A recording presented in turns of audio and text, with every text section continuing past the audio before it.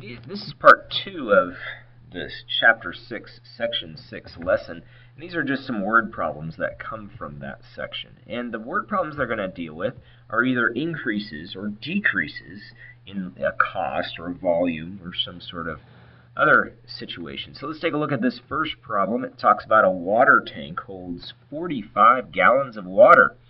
A new water tank can hold 25% more water. What is the capacity of the new tank? And so what we have here is a percent increase problem. And so we're going to set up the same way we had set up the other ones.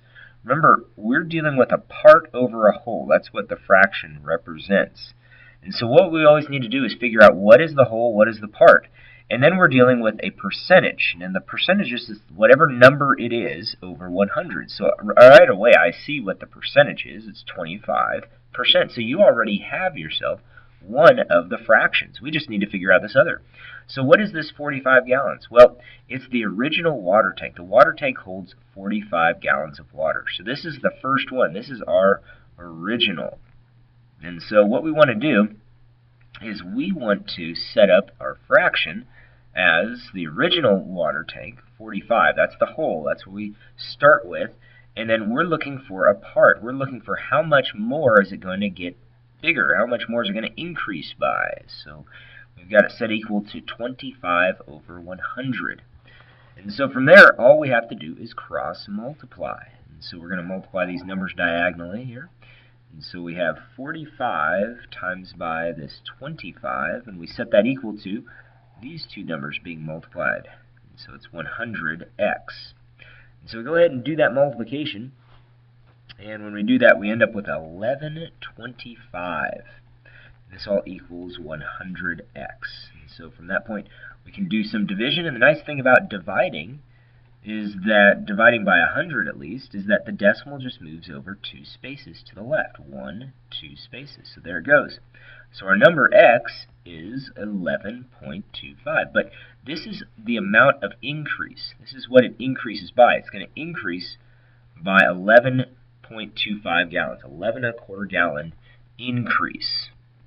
And so it doesn't mean that that's the new capacity. The capacity is going to be greater than 45 gallons. And so let's see what they ask. What is the capacity of the new tank? So a lot of people are going to stop right here and say, oh, I found the answer. This is it. But that doesn't make sense. You're not reading the problem. Reading the problem, it says they want to know how much will the new tank hold? What is the capacity of the new tank? And so this is just an increase of 11.25 gallons. So what we need to do is add the original amount to the increase, or the increase to the original. And so when we do that, line up decimals when you add. See, there's the decimal in 45. If you want to hold placeholders, you can put those in there. Not really necessary, because you're just adding in this case, so it's 2500 still. And we have 56. So there it is, 56 and 2500 gallons. 56.25 gallons is what we end up having. Well, let's take a look at the next one. The regular price of a new pair of skis is $245. So regular price. This is the whole. This is where we start. This is the starting point. And so let's take a look at the next part. So the $245 represents the whole. That is the total amount, the original amount, and that goes on the bottom of the fraction.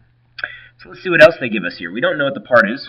Maybe they're asking for that. We'll see when we read on. It says this week the skis are on sale for 15% off. Oh, well, we have a percentage. Well, we know that number goes on the other side of the equal sign, and that's just the percentage over 100.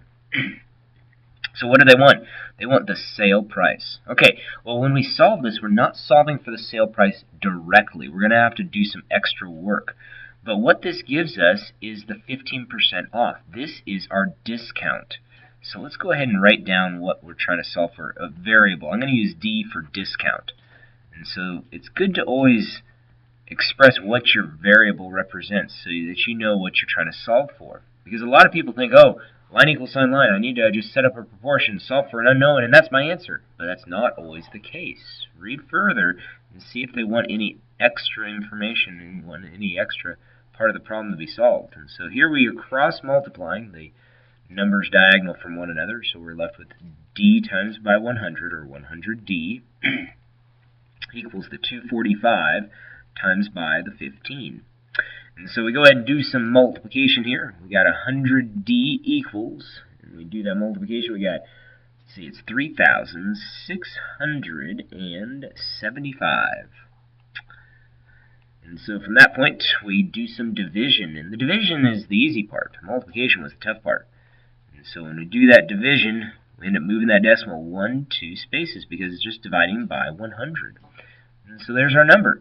The discount equals $36.75. That's what you are saving. This is the amount that we are not going to end up spending. But that's not what they want. They want the sale price. So what do we have to do? Well, I know the regular price. The regular price is $245. I am going to save $36.75. What do I do with those two monies? Remember, savings, you're not spending this. This is the regular price. This is the savings. We're not going to spend this. We're going to take it away.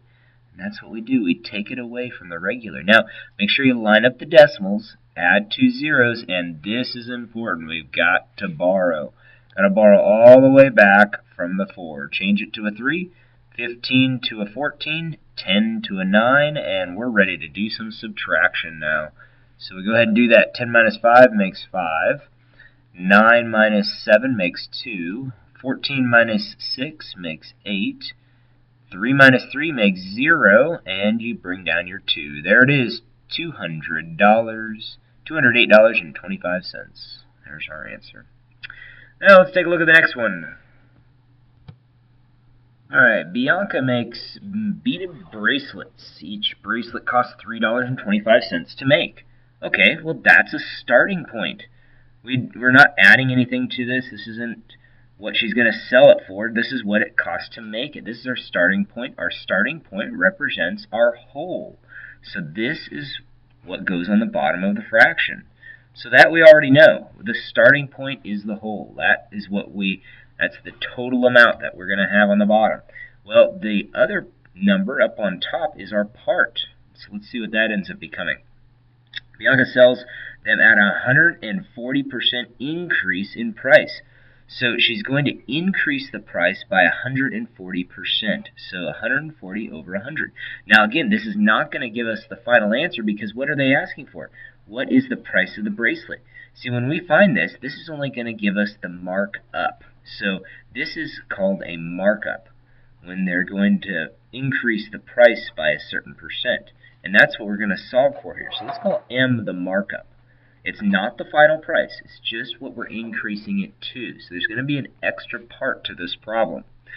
But what we can do to start with is figure out what that markup is. Let's go ahead and do that cross multiplying. So we're going to multiply those numbers that are diagonal from one another. And we go ahead and do that. And we end up with 3 25/100 multiplied by 140. And this all equals 100m. So doing that multiplication here, we end up with 455. So if you look at the numbers there, 3 times by 14, well, that gives us 42. That's pretty close to the 45 here. So 3 times by 140 would be 420. Well, that's pretty close, so it should be a little bit more, so that kind of makes sense. I agree with that number. And we're dividing by 100m. And so when I go ahead and do this division, I end up dividing by 100, moves the decimal point 2 spaces to the left. There it is, $4.55. That equals M. M stands for the markup, but that's only the markup. It's not the price she's going to sell it for. It's more than what she made it for, but she wants to sell it for what she made it for plus this extra, because she wants to make more than what she made it for. And so we start with the amount, the starting price, I guess. Let's call that the starting price because it's not what she ends up selling it for. So the starting price is her cost, $3.25. she's going to mark up this item 140%. So it's the $4.55. We want to find out the price we're going to pay. Well, since it's a markup, we're going to end up adding those numbers. And so when we do that, we end up with 10, carry a 1, add these numbers. 2, 1 is 3, plus 5 is 8. Bring down the decimal point. 3 and 4 make 7. So there it is, $7.80. That's what she's going to end up selling them for. Well, those are some problems that you'll see on tonight's homework.